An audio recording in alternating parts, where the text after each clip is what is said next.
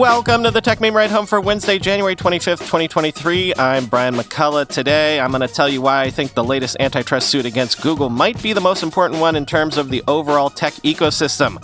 Also, maybe the biggest threat Google is facing right now. Twitter reverses another thing they shouldn't have broken in the first place. Why aren't folks paying ransomware ransom as much anymore? And why are consumers not keeping their smart clothes dryers connected? Here's what you missed today in the world of tech. The Department of Justice has indeed sued Google, calling for the breakup of its ad tech business that allegedly monopolizes the U.S. ad market. They were joined by California and 7 other U.S. states with this suit.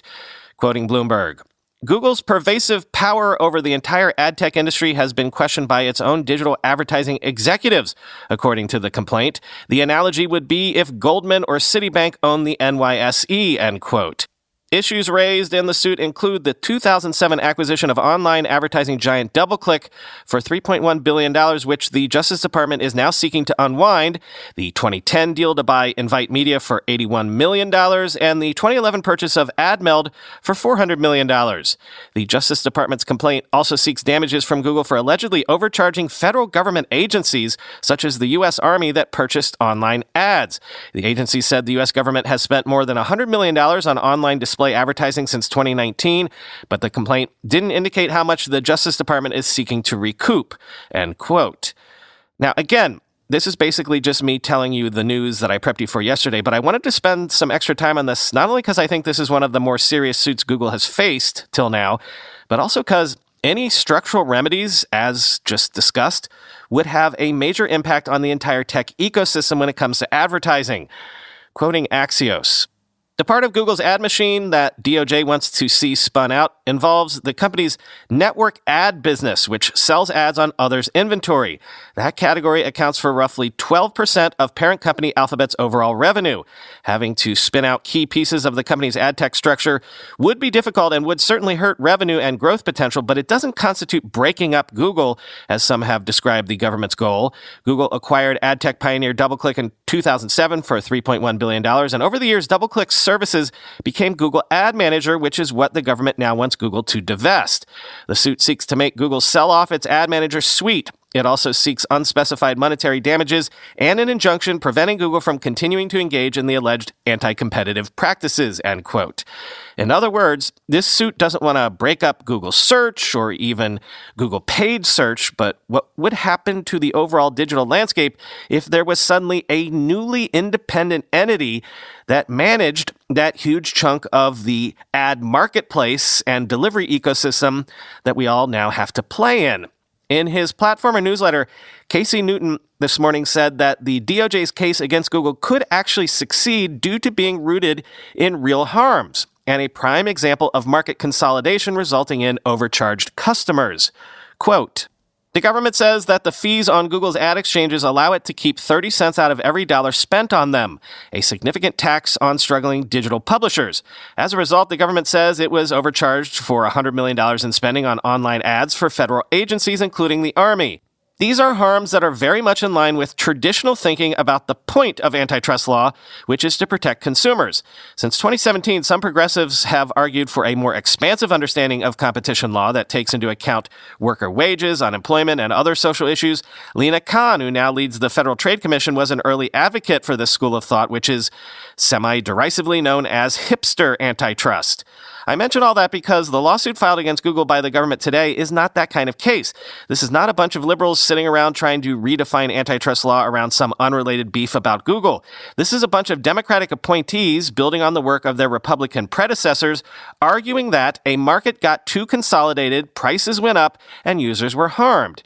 Of course, the case will drag on for years and the ad industry will continue to evolve, and whatever relief consumers and publishers may experience, if the government wins, remains an open question.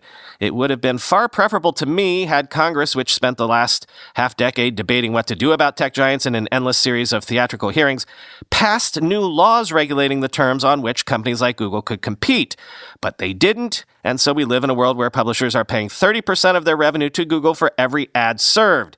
You don't have to be a progressive firebrand to wonder what sort of web we might have and what kind of digital publishing world might be sustainable in a world where they got to keep 80 or even 90% of the money they took in?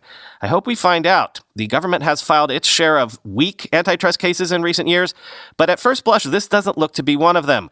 Google has managed to swat away other regulators for years now with relative ease, but with the Justice Department now trained on its ad business, the company may be facing its most serious challenge yet, end quote.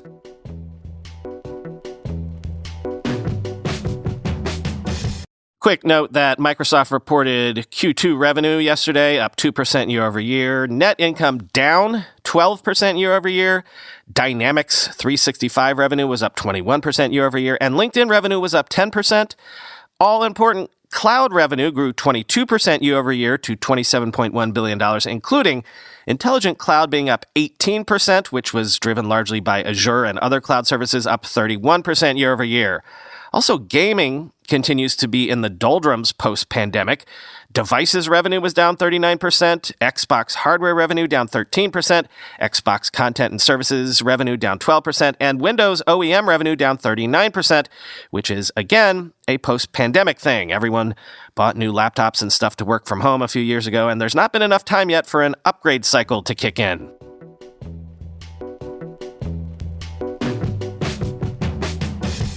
Remember when I told you that Twitter for web was going to default to the algorithmic feed instead of, who you follow? And remember how I said that old Twitter had tried this time and time again, only to find that people hated it and then had to reverse course?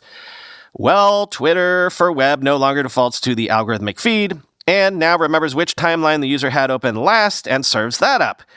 A similar update is coming to iOS and Android soon. Quoting The Verge, the update brings back functionality that existed before the tab UI was introduced. There used to be a button that let you choose which version of the timeline you wanted to see. If you're the type of person who occasionally pops over to For You from following or vice versa, the new version with the ability to remember which tab you left off on should make that easier. This change probably won't do much to appease users who would rather just set it and forget it, though, end quote. Quoting Matt Navarra on Twitter, Twitter has reversed the decision again to make the algorithmic For You tab default. Yet another Elon Musk U-turn. Twitter had already come to the same conclusion years ago, end quote.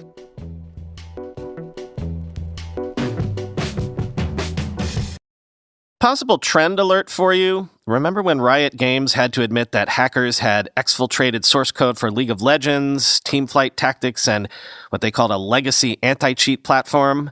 I think it was last week. Well, guess what? They're not going to pay the ransom. Quoting The Record, Riot Games, the video game developer and esports organizer, said on Tuesday that it had received a ransom email following a social engineering attack last week.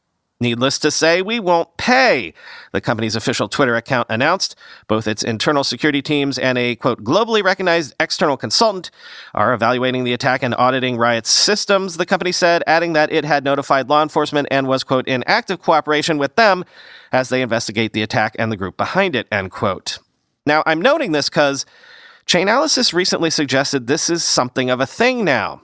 Chainalysis says that ransomware attackers received at least $456 million in 2022 in terms of ransom, but that would be down 40% from the $765 million in ransom paid in 2021 and $765 million paid in 2020. Victims of ransomware are increasingly refusing to pay up. Quote, the trend is highly encouraging. Since 2019, victim payment rates have fallen from 76% to just 41%. But what exactly accounts for this shift? One big factor is that paying ransoms has become legally riskier, especially following an OFAC advisory in September 2021 on the potential for sanctions violations when paying ransoms. With the threat of sanctions looming, there's the added threat of legal consequences for paying ransomware attackers, said Recorded Future intelligence analyst and ransomware expert Alan Liska. Ransomware expert Bill Siegel agreed, telling us that his firm refuses to pay ransoms if there's even a hint of connection to a sanctioned entity. Another big factor is the outlook of cyber insurance firms, who are usually the ones reimbursing victims for ransomware payments. Quote, cyber insurance has really taken the lead in tightening not only who they will insure, but also what insurance payments can be used for, so they are much less likely to allow their clients to use an insurance payout to pay a ransom, said Liska. Michael Phillips, chief claims officer of cyber insurance firm Resilience, echoed this sentiment in his remarks to us. Quote, "Today, companies have to meet stringent cybersecurity and backup measures to be insured for ransomware coverage. These requirements have proven to actively help companies bounce back from attacks rather than pay ransom demands. An increased focus on underwriting against factors that contribute to ransomware has led to lower incident costs for companies and contributed to a decreasing trend in extortion payments," end quote.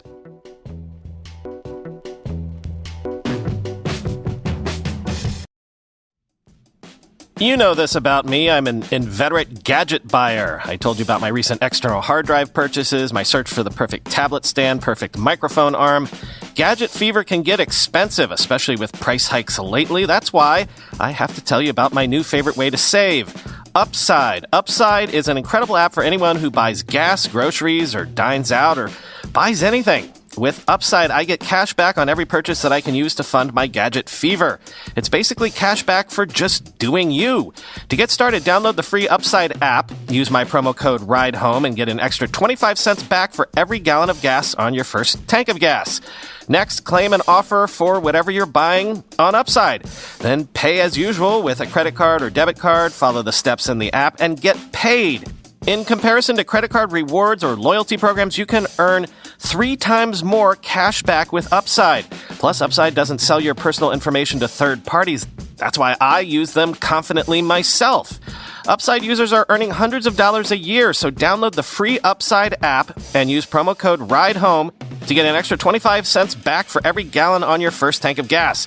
That's an extra 25 cents back for every gallon on your first tank of gas using promo code RIDEHOME. This episode is supported by How to Fix the Internet, an original podcast from our friends at the Electronic Frontier Foundation. Sometimes it can feel like we are lurching towards a digital future no one wants, but it doesn't have to be that way. There are choices we can make to create the internet that makes a better future for all of us. That's what How to Fix the Internet explores. The hosts are Cindy Cohn and Jason Kelly. Cindy is the executive director of the Electronic Frontier Foundation and has been in the trenches, the courtrooms, and the boardrooms of tech activism for decades. Jason joins the show this season. He's a digital strategist and activist with EFF, where he focuses his work on privacy, free speech, and surveillance. In each episode, Cindy and Jason invite on someone with a vision on how to fix the internet, someone with real solutions on how to move the needle toward a better online world. This show will make you feel better about our digital future, to be more knowledgeable about what needs fixing, and be more engaged, to demand change. I know it made me feel that way. I just checked out last season's episode with our friend Anil Dash, talking about Wordle and how it represents not only a throwback to the way the web once was, but the way the web can be again. Season 4 episodes are available now anywhere you listen to podcasts and at EFF.org/podcast, or search your podcast app for How to Fix the Internet. Another possible trend to take note of, Whirlpool and LG say only around 50% of their smart appliances remain internet connected after purchase, hindering their efforts to sell parts and subscriptions. Quoting the Wall Street Journal, amid pressure from weaker demand and rising materials costs, internet-connected appliances, including dishwashers and ovens that link to a customer's home Wi-Fi network, could help manufacturers such as LG and Whirlpool recast what has traditionally been a one-time purchase business model into ongoing relationships with customers. Internet-connected appliances provide manufacturers with data and insights about how customers are using their products, allowing them to sell relevant replacement parts or subscription services. They also enable manufacturers to send over-the-air updates that enhance the functionality of appliances. We want to continue to leverage the technology in the product, said Whirlpool Chief Information Officer Danny Brown. Development of these smart devices is a core priority for Whirlpool and LG, the companies said, but the proposition only works if consumers keep their smart appliances connected to Wi-Fi, and many aren't. The challenge is that a consumer doesn't see the true value that manufacturers see in terms of how that data can help them in the long run, so they don't really care for spending time just to connect it, said Mr. Kim. Even if appliances are connected to the internet when they are initially installed, there are a number of reasons why they might end up disconnected, according to Bill Ray, an analyst at research and consulting firm Gartner. If a customer changes their service provider or router or even their password, that could cause the device to disconnect, he said. The smart home trend began gaining traction around 2014, according to Mr. Kim, and has grown since then. While not all appliances sold today have smart features, at LG, they represent 80 to 90% of appliances sold, with the remainder being basic low-cost models. Whirlpool declined to comment on the percentage of its sales represented by smart appliances. The stakes are high for finding new lines of revenue in the manufacturing sector as companies contend with weakening consumer demand and increasing costs for materials, energy, and other expenses. Whirlpool cut production by 35% during the third quarter of 2022 to shrink inventories. In a preview this month of its 2022 financial results, which are set for release January 30th, the company said it expects full-year sales to be down 10% from 2021. According to Murat Genk, Whirlpool's Global Data Experiences and Transformation Officer, smart appliances are generating data from consumers and are producing new revenue opportunities. For example, he said, consumers can sync their smart ovens with the company's Yumly Pro subscription recipe app, which can communicate with the oven to provide step-by-step cooking instructions, end quote. So this is interesting to me. It's not just the Amazon Echo that seems to be suffering from the problem that, for a lot of smart home things, the only real utility consumers see is for setting timers, and that's about it. Smart devices, as just pointed out, could potentially be a revenue revolution for legacy, what we think of as dumb device and appliance manufacturers.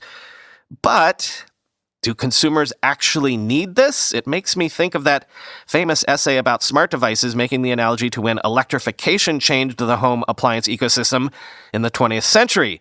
Electrifying dishwashers made sense as opposed to just using elbow grease. Electrifying hairbrushes, not so much. But people tried. Sure, electric can openers exist, but when you need to open a can, a non-electric can opener works just fine. Same thing with smart devices. Not everything needs to be smart, and manufacturers are just now in the process of figuring that out.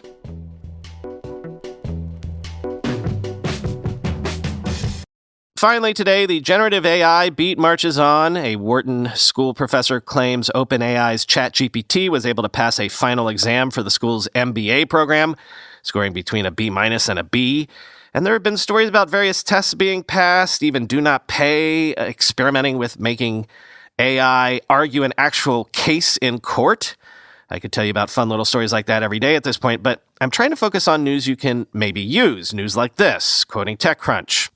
When Shutterstock and OpenAI announced a partnership to help develop OpenAI's DALL-E 2 artificial intelligence image-generating platform with Shutterstock libraries to train and feed the algorithm, the stock photo and media giant also hinted that it would soon be bringing its own generative AI tools to users.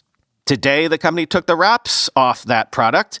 Customers of Shutterstock's Creative Flow online design platform will now be able to create images based on text prompts powered by OpenAI and DALL-E 2. Key to the feature, which does not appear to have a brand name as such, is that Shutterstock says the images are ready for licensing right after they're made. This is significant given that one of Shutterstock's big competitors, Getty Images, is currently embroiled in a lawsuit against Stability AI, maker of another generative AI service called Stable Diffusion, over using its images to train its AI without permission from Getty or rights holders. In other words, Shutterstock's service is not only embracing the ability to use AI rather than the skills of a human photographer to build the image you want to discover, but it's setting the company up in opposition to Getty in terms of how it is embracing the brave new world of artificial intelligence. Stability AI has been backed with significant funding, but as of yesterday, not as much as OpenAI, which closed a massive $10 billion round and extended partnership with Microsoft. In addition to Shutterstock's work with OpenAI, the company earlier this month announced an expanded deal with Facebook, Instagram, and WhatsApp parent Meta, which will be similar to OpenAI, using Shutterstock's photo and other media libraries, it also has video and music, to build its AI datasets and train its algorithms. You can expect more generative AI tools to be rolling out as a result. What's interesting is that while we don't know the financial terms of those deals with OpenAI, Meta, or another partner, LG, there is a clear commercial endpoint with these services. Shutterstock's bet seems to be that it's worth jumping in and getting involved with these new technologies and try to build a business around them rather than stand by and let itself get cannibalized by those tools. The big question will be whether what Shutterstock offers will have a clear enough differentiation and unique selling point from others offering generative AI tools for making images. Yes, the licensing is currently one aspect that will be compelling, but longer term, if all are built on the same platform, what will set one apart from the other?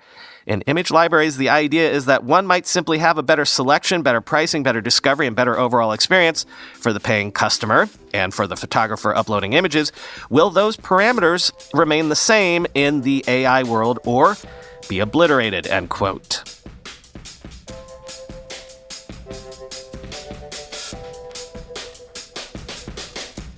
Nothing for you today. Talk to you tomorrow.